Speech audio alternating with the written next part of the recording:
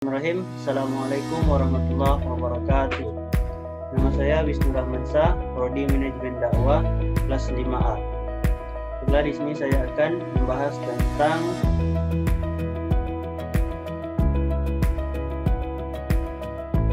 COVID-19 dan ekonomi di Indonesia.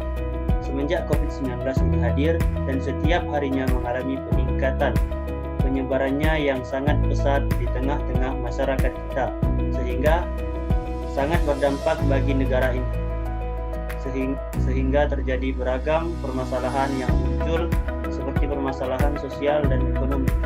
Jadi selama COVID-19 ini hadir, hingga saat ini di Indonesia khususnya di beberapa daerah mengalami peningkatan penyebaran tertinggi yang disebabkan oleh virus COVID-19 tersebut.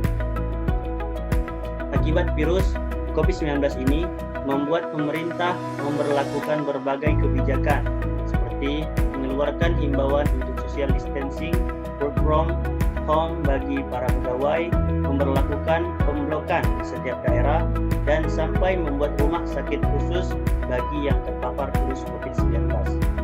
Jadi dengan adanya kebijakan pemerintah ini serta situasi yang semakin genting, tentunya membuat efek samping yang merepotkan juga bagi kalangan elit dan terlebih lagi di bawahnya, sehingga efek tersebut langsung terasa bagi masyarakat itu sendiri.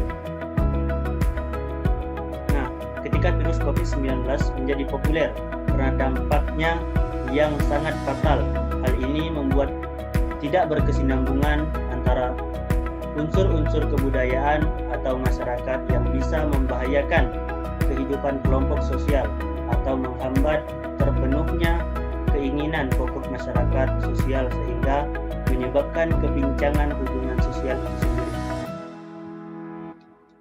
Masalah-masalah sosial, masalah yang timbul dari kekurangan-kekurangan masyarakat tersebut disebabkan oleh faktor ekonomis, biologis, biopsikologis, dan budaya.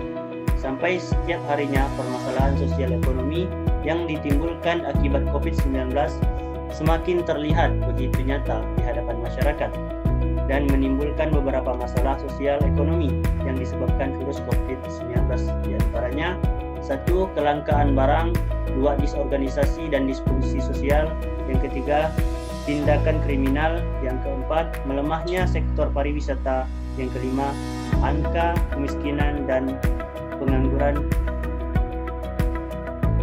meningkat. 1. Kelangkaan barang. Dengan adanya pandemi virus COVID-19 yang semakin meningkat di setiap harinya, membuat beberapa barang di pasar menjadi langka ditemui. Dan jika ada pun barang tersebut meningkat beberapa kali lipat harganya dari normalnya. Barang-barang tersebut seperti masker, hand sanitizer, cairan pembunuh kuman, dan APD. Sedangkan bukan hanya alat pelindung diri, masyarakat juga banyak membeli barang-barang pokok dengan jumlah banyak dikarenakan takut akan barang tersebut semakin meningkat harganya.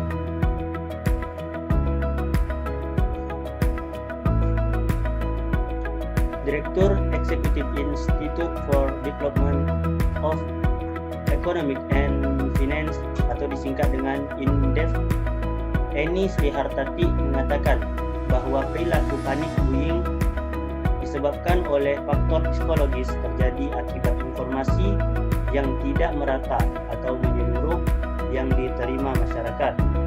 Dan sesuai dengan hukum ekonomi di mana ketika permintaan meningkat namun harga semakin menipis, maka harga akan semakin meningkat. Yang kedua, disorganisasi dan disfungsi sosial. A. Disorganisasi dapat menyebabkan prasangka dan disfungsi sosial. Akhir-akhir ini, jika kita mengamati berita yang sudah beredar, ada beberapa fakta sosial yang amat menarik di masyarakat.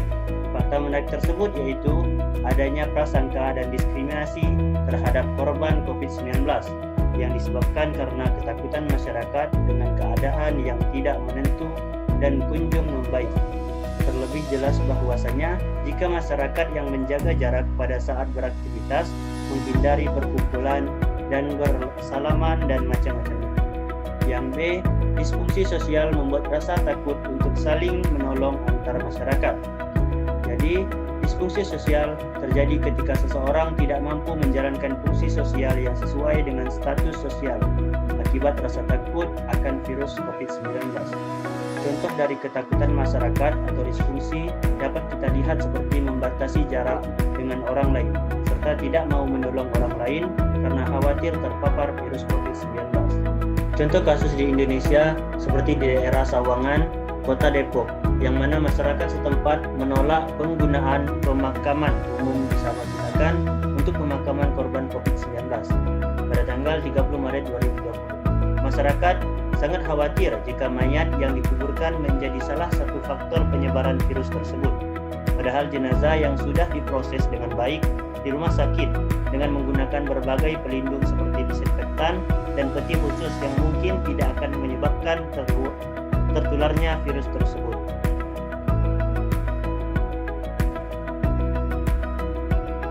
Tindakan yang ketiga, tindakan kriminal. Tindak kriminal semakin menjadi ketika virus COVID-19 semakin merajalela di negara Indonesia, yang mana semakin beragamnya tindak kriminal itu sendiri, seperti pencurian alat pelindung diri, pembuatan hand sanitizer yang dipalsukan, serta penipuan harga bahan pokok. Salah satu contohnya yaitu kasus PNS di Cianjur yang terciduk dengan mencuri 20.000 masker. Kompas 26 Maret 2020. Bahkan bisa lebih berbahaya lagi, yaitu berujung pembunuhan yang disebabkan situasi semakin tidak terkendali. Yang keempat, melemahnya sektor pariwisata. Sektor pariwisata merupakan salah satu sektor yang sangat berkontribusi bagi lapangan kerja masyarakat itu sendiri. Adapun sektor pariwisata ini terkait dengan hotel, restoran, tempat wisata, dan lain-lainnya. Namun semenjak datangnya virus COVID-19 ini dan menjadi semakin meningkat, berbagai tempat wisata diharuskan tutup dan tidak ditentukan waktunya, dan yang jelas hingga keadaan benar-benar pulih. Yang kelima, angka kemiskinan dan pengangguran meningkat. A. Kemiskinan dapat terjadi ketika seseorang tidak lagi bisa memelihara dirinya sendiri dan tidak mampu memanfaatkan tenaga fisik maupun mentalnya dalam kelompok tersebut. Terjadinya peningkatan kemiskinan dan pengangguran disebabkan atas kebijakan pemerintah seperti work from home, pembatasan wilayah, dan penutupan berbagai tempat publik seperti tempat wisata, sehingga banyak perusahaan atau perkantoran meliburkan karyawannya atau di PHK.